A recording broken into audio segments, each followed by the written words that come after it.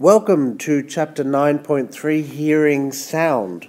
Now that we've got an idea of how sound moves through different media and how exactly sound works as a wave, what we're going to look at now is how we as mammals detect sound, or as animals generally, really, detect sound. And as you can see, what we're looking at here is a picture of a race car, and you can see that they're wearing a lot of ear protection to make sure that they don't damage their ears for the incredible amount of sound that a racing car can make. So we're going to have a look at exactly how this works and how the structure of the ear works. So let's have a look at that.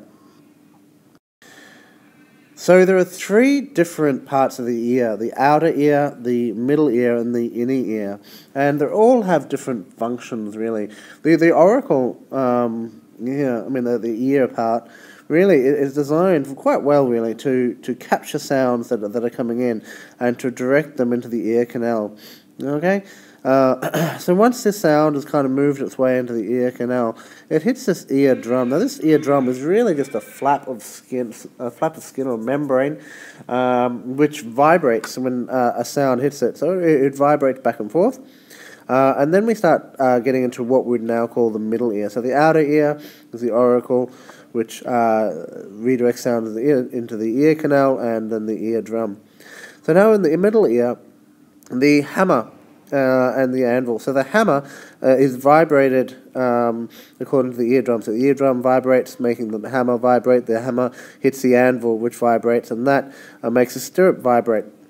Now these vibrations cause vibrations into the what's called the oval window, which leads off, carries that vibration further and further and further into now what is called the inner ear. So the inner ear, the vibrations through this stirrup and the oval window work their way into the cochlea. Now the cochlea has tiny, tiny hairs, and these vibrations all the way through here vibrate these tiny hairs, which send electrical auditory signals through the auditory nerve, to the brain that are interpreted as the sounds that we know and love. A few other structures, or at least one other structure that we need to point out, is these semicircular canals.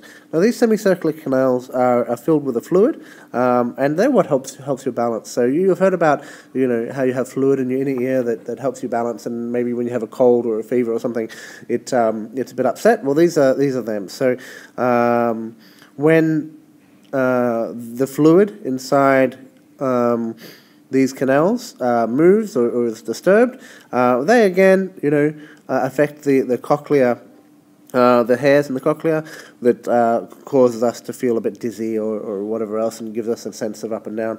So this idea of seasickness is a big one for that one, where your inner ear can detect that you're moving, but maybe you're sitting down and you're reading a book or something, and your eyes are saying, well, I can't see any movement, and your inner ear is going, well, I'm definitely rocking side to side. So there's some confusion in the brain, and that causes you to become a little bit sick. All right, so let's move on. So what we're looking at here is the decibel scale. So it's from 0, which is the theoretically quietest audible sound, through to about 60, which is normal conversation. Then we get things like lawnmowers, thunders, and car horns. 130 is what they call the threshold of pain. So this is the amount of pain, or the highest sound you can probably hear in a very short amount of time to cause pain. You could theoretically be seriously harmed by listening to an 80 decibel kind of sound for a long period of time. And threshold of pain is more like at a short period of time. So 130 is the threshold of pain. 140 is like a jet engine, and working up to like 160, where it's an incredibly high amount of pain. An incredibly high amount of sound. Okay. Let's move on. What we're looking at here is obviously a highway, but most importantly, we're looking at these sound barriers. The sound or noise coming from cars and trucks that are hidden down the freeway can be incredible, and it creates, you know, such an offensive kind of sound that is now actually, as you've probably heard, considered to be noise pollution. And the amount of noise that can come out of these highways is just crazy. And some people, you know, they live not too far behind these large fences. So these fences, they're designed to stop the vibrations of sound as they hit, you know, as we're talking about. A good transmitter, a good medium for transmitting sound is one that is very elastic, so that we can have the periods of compression, so that, you know, these walls obviously can't do that, so that's why they're not very good sound,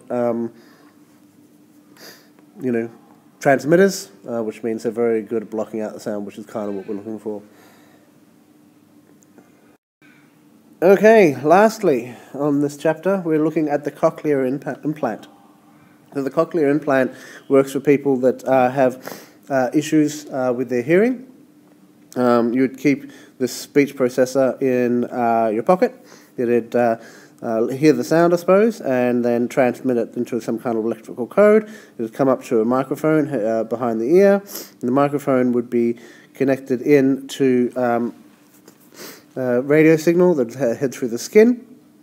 There'd be a receiver on this side that would send a wire all the way down into the cochlear area here. So these electrodes within the cochlea, there's about 22 electrodes. They receive and decode the signals from the speech processor, and then send those off, you know, to vibrate the hairs and send that off into the brain. Now, hearing through the cochlear implant isn't perfect because there's only about 22 electrodes, and it's replacing like the tenth of thousands of hair cells in the cochlea normally. Yeah. So, but as a general thing, it's a pretty amazing thing, to allowing people who cannot hear at all to be able to gain some hearing. And you know, there's videos online of, you know, children who have never heard before, you know, putting a cochlear implant in, and all of a sudden, you know, hearing sound for the first time ever. That is just amazing to watch. So that's it for this chapter. I want you to go to chapter 9.3, put the blue words into Quizlet, and then I want you to I want you to answer questions 1 to 5, and I'll see you in class.